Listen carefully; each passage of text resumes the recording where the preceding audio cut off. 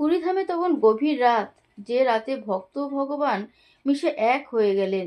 শেষ আরতির পরে পূজারী নিয়ম মাফিক মন্দিরটি কপাট বন্ধ করে চলে গেলেন। সমস্ত মন্দির নিস্তব্ধ, শুধু বাতাসে ভেসে বেড়াচ্ছিল শঙ্খধ্বনির রেশ।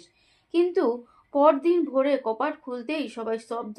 প্রভু জগন্নাথের বস্ত্র ছেঁড়া, ধাগা ঝুলছে, চোখের পাশে হালকা আঁচড়ের যেন কাঁটার আঘাত। ভয়ে কাঁপতে কাঁপতে প্রধান পূজারী প্রণাম করে বললেন, প্রভু, এমন কি ঘটল? সেই মুহূর্তে এক অপার্থিব কণ্ঠ ভেসে এলো। এক মালি পরিবারের মেয়ে আছে পুরীতে, নাম তার রাধা। প্রতিদিন রাতে সে জঙ্গলে বেগুন তুলতে তুলতে গীতগোবিন্দ গায়। তার ভক্তি এত নির্মল যে আমি নিজেকে আটকে রাখতে পারি না।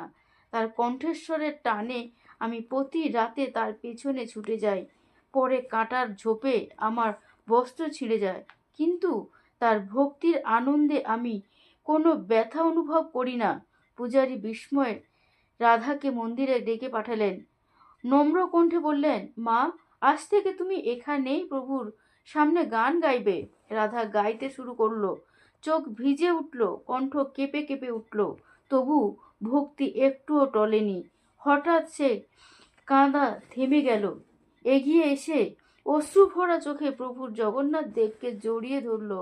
প্রভুও স্নেহ ভরে তাকে বুকে জড়িয়ে ধরে টেনে নিলেন। মুহূর্তেই রাধার শ্বাস থেমে গেল। মুখে শান্ত হাসি, যেন বাবার কোলে ঘুমিয়ে পড়েছে এক শিশুকন্যা। রাধা সেই দিব্য আলিঙ্গনে সেই মুক্ত পেলেন। তার আত্মা প্রভুর বুকে বিলীন হয়ে গেলেন, একাকার হয়ে গেল। পূজারীর চোখ জল ভিজে, কারণ তিনি নিজের চোখে দেখলেন, যেখানে ভক্তি নিষ্কলুষ সেখানে প্রভু নিজে এসেই ভক্তকে মুক্ত করে। জয় জগন্নাথ।